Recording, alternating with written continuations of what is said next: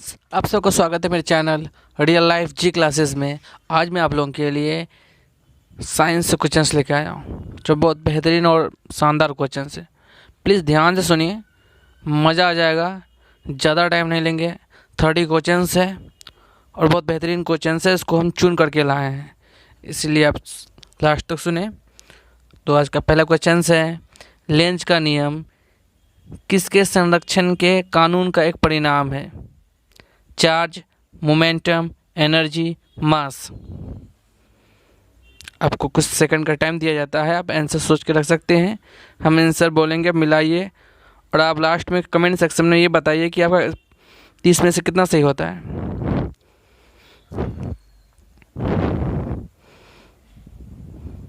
तो इसका आंसर क्या है? इसका आंसर है सी, एनर्जी यानी कि ऊर्जा।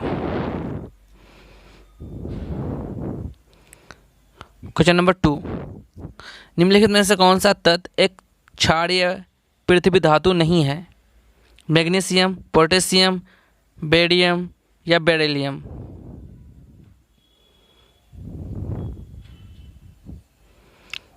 तो इसका आंसर क्या है? इसका आंसर है पोटेशियम, बी।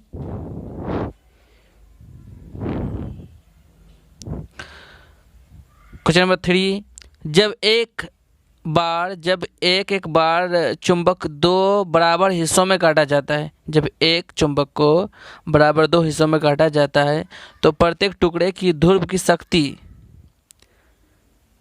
क्या हो जाती है? दोगुनी हो जाती है, आधी हो जाती है, शून्य हो जाती है, समान रह जाती है, क्या हो जाती है? जब चुंबक को 2 बराबर हिस्सों में काटेंगे तो उसको नॉर्थ पोल और साउथ पोल अलग अलग हो जाएंगे, तो दोनों ध्रुवों की शक्ति क्या होगी?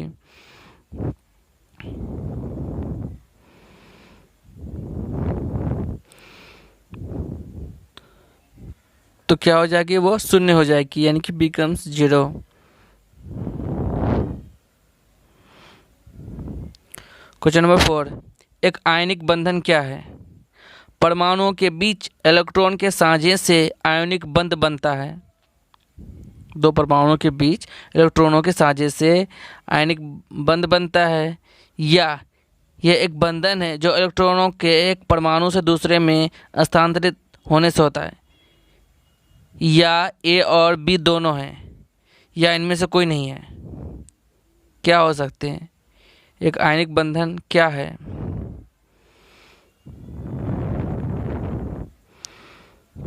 तो ये क्या है? यह एक बंधन है जो इलेक्ट्रॉनों के एक परमाणु से दूसरे में स्थानांतरित होने से होता है, यानी कि बी।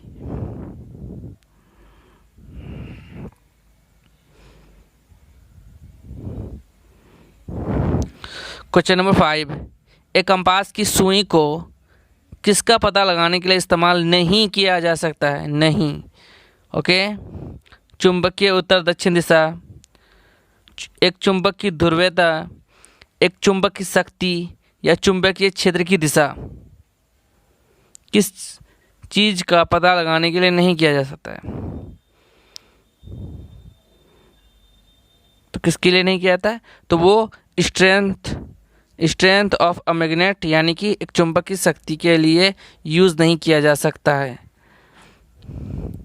क्वेश्चन नंबर 6, प्रोटॉन तथा इलेक्ट्रॉन के द्रव्यमान का अनुपात क्या है? 1836, 1:1/1836, या 1 या 0।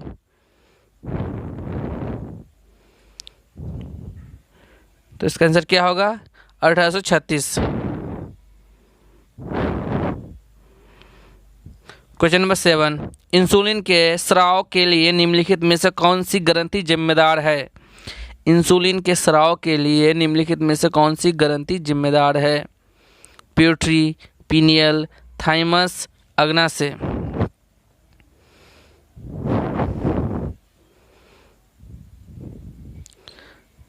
तो अग्नाशय यानी कि पेनक्रियाज। क्वेश्चन नंबर 8, किडनी का निष्पादन इकाई क्या है? किडनी की निष्पादन इकाई क्या है? न्यूरॉन, येलो फीवर, एक्सॉन, या नेफ्रॉन।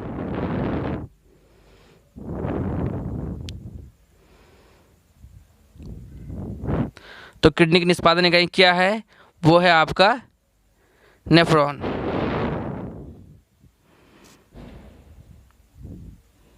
क्वेश्चन नंबर 9, जीवन रक्षक ग्रंथि कौन सा है?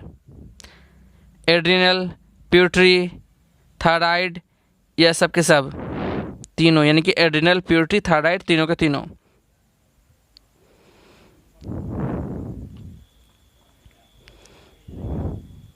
तो क्या होगा इसका आंसर? इसका आंसर होगा एड्रिनल, यानी कि जीवन रक्षक ग्रंथि कौन सा है? तो वो है आपका एड्रिनल ग्रंथि। क्वेश्चन नंबर 10, निम्नलिखित में से कौन सी ग्रंथि कैल्शियम के सतत को नियंत्रित करती है?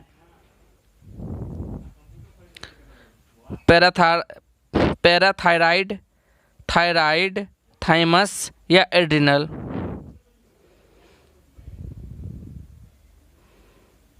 तो कौन सी ग्रंथि कैल्शियम के सतत को नियंत्रित करती है? तो वो करती है पैराथायराइड, यानी कि ए।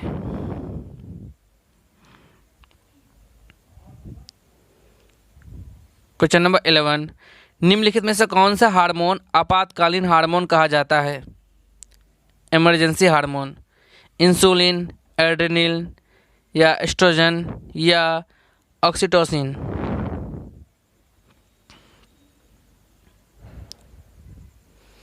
तो कौन सा हार्मोन आपातकालीन हार्मोन को कहा जाता है? तो वो आपका एड्रेनल को कहा जाता है। क्वेश्चन नंबर 12, रक्त में एंटी कोगुलेंट पदार्थ कौन सा है? एंटी कोगुलेंट पदार्थ कौन सा है? फाइब्रिनोजन, हेपरिन, थ्रोम्बिन या ग्लोबिन?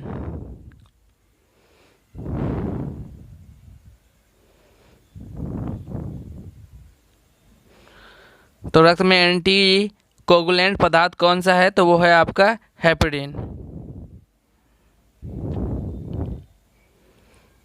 क्वेश्चन नंबर 13, निम्नलिखित में से कौन सा महिला सेक्स हार्मोन है? कौन सा महिला सेक्स हार्मोन है? एस्ट्रोजन, एंड्रोजन, ऑक्सिन या इंसुलिन?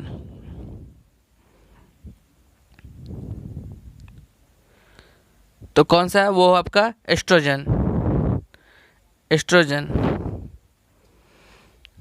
क्वेश्चन नंबर 15, हाइड्रोजन के ऋणात्मक लघुगणक मान को क्या कहा जाता है? पीएच, पीओएच, पीकेए या पीकेबी?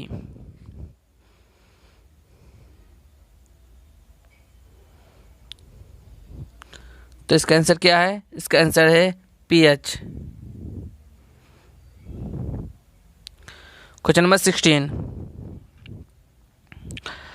पुलिस द्वारा इस्तेमाल किए जाने वाले ब्रीथ एनालाइजर का प्रयोग शराबी चालकों के खाली जगह के रासायनिक आधार पर करने के लिए किया जाता है। वो आपका रेडॉक्स रिएक्शन या एसिड बेस रिएक्शन या प्रिसिपिटेशन रिएक्शन या कॉम्प्लेक्शन रिएक्शन?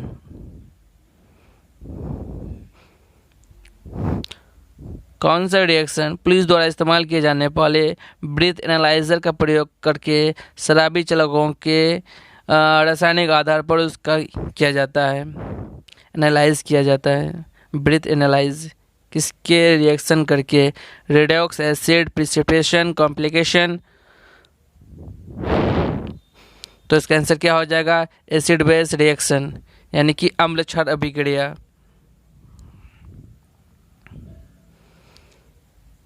क्वेश्चन नंबर 17, कीटों के अध्ययन को क्या कहा जाता है? The study of insect is called ornithology, anthropology, geology या एंटिमोलॉजी?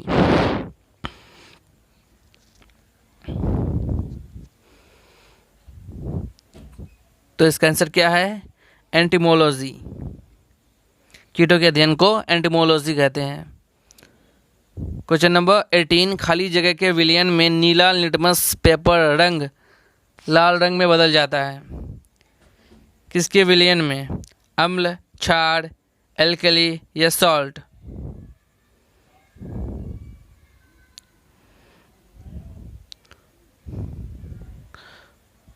तो क्या होगा इसका आंसर? तो इसका आंसर होगा अम्ल।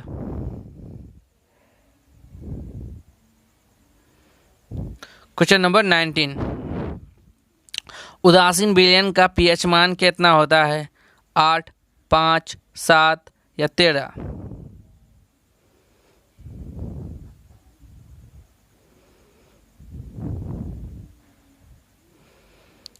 तो 7 होता है।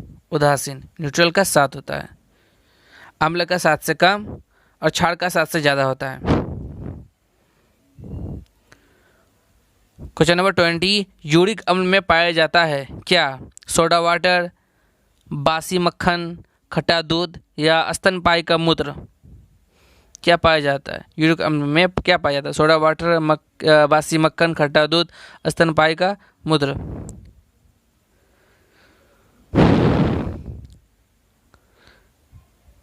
तो इसका क्या होगा? यूरिन ऑफ मैमल्स, यानी कि स्तनपायी का मूत्र।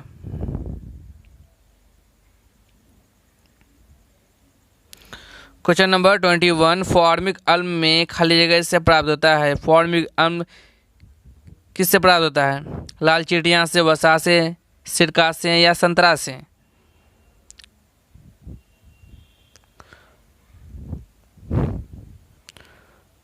तो फॉर्मिक अम्ल किससे प्राप्त होती है? तो लाल चींटियां से प्राप्त होती है फॉर्मिक अम्ल। क्वेश्चन नंबर 22, टार्ट्रिक अम्ल किससे प्राप्त होता है? सेब, टमाटर, अंगूर या इनमें से कोई नहीं?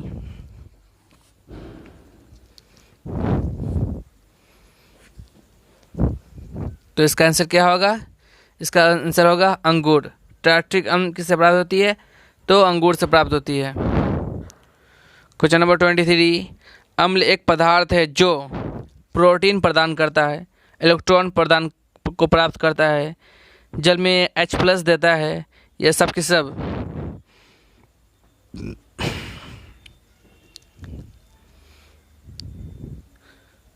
तो इसका आंसर क्या हो जाएगा? सब, यानी कि प्रोटॉन प्रदान भी करता है, इलेक्ट्रॉन को प्राप्त करता है, जल में H+ भी देता है।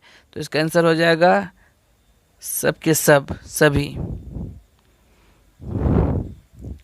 क्वेश्चन नंबर 24, निम्नलिखित में से कौन सी अदिश राशि नहीं है? अदिश राशि नहीं है, नॉट अ स्केलर क्वांटिटी।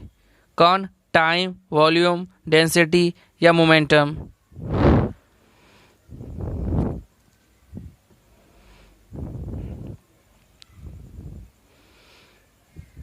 इसका क्या आंसर हो जाएगा?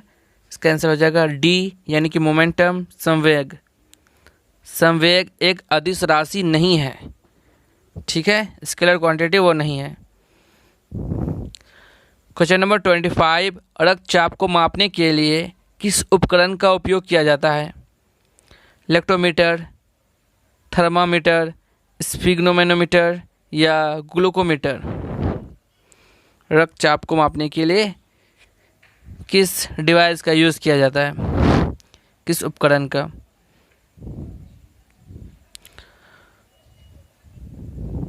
तो इसका आंसर क्या हो जाएगा? स्फिग्नोमेनोमीटर। रक्तचाप मापने के लिए स्फिग्नोमेनोमीटर का यूज़ किया जाता है। क्वेश्चन नंबर 26, मनुष्य की खोपड़ी में कितनी हड्डियां, अस्थियां होती है? 8, 29, 30, 34? How many bones are there in the skulls of a human?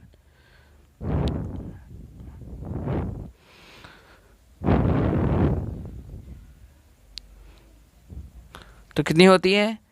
Total 29 हड्डियां होती है खोपड़ी में। क्वेश्चन नंबर 27,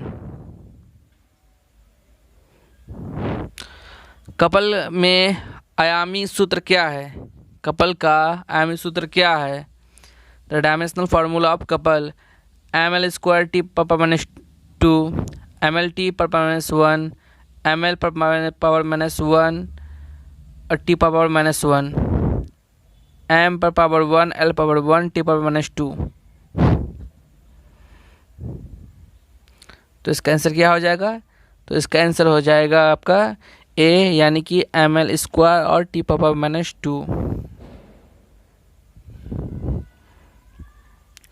क्वेश्चन नंबर 28, सही क्रम क्या है? आपको सही क्रम खोजना है जिनमें निम्नलिखित में इकाइयों की लंबाई बढ़ती जाती है, यानी कि सबसे कम, फिर उससे ज़्यादा, फिर उससे ज़्यादा। तो यहाँ पे 3 दिया हुआ है, एक एंगस्ट्रम, माइक्रोन और नैनोमीटर।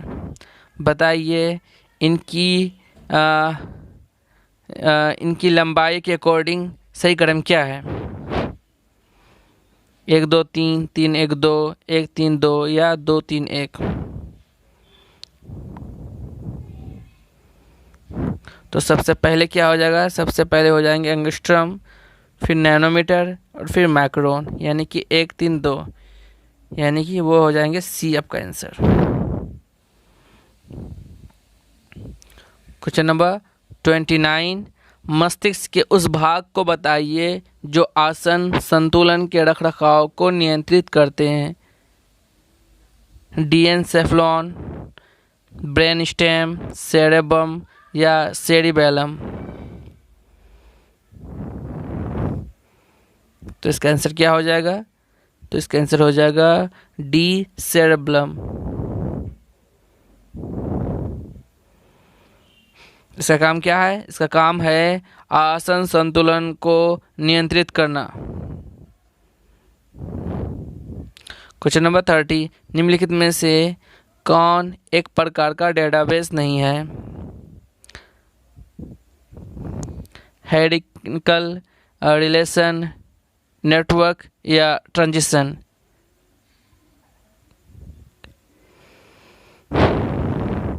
तो इसका आंसर क्या हो जाएगा? इसका आंसर हो जाएगा ट्रांजिशन। ट्रांजिशन एक डाटाबेस नहीं है, उसके अलावा ये तीनों के तीनों डाटाबेस हैं। तो ये था हमारा आज का 30 क्वेश्चंस। कैसा लगा आप लोगों को? यार अगर आप लोगों को अच्छा लगा है तो प्लीज़ एक लाइक कीजिए। कम से कम एक लाइक देने से कुछ होगा नहीं आपका, लेकिन हाँ हमको हौसला आएगी और फिर हम अच्छे से अच्छे क्वेश्चंस आपको प्रोवाइड करेंगे। तो बस इतना ही था। और अगर जिस दोस्त को अगर ज़रूरत हो, जो जनरल कंपटीशन से जुड़े हुए हैं, अब उनको भी शेयर करके उनका मदद कर सकते हैं। चलिए, थैंक यू वेरी मच।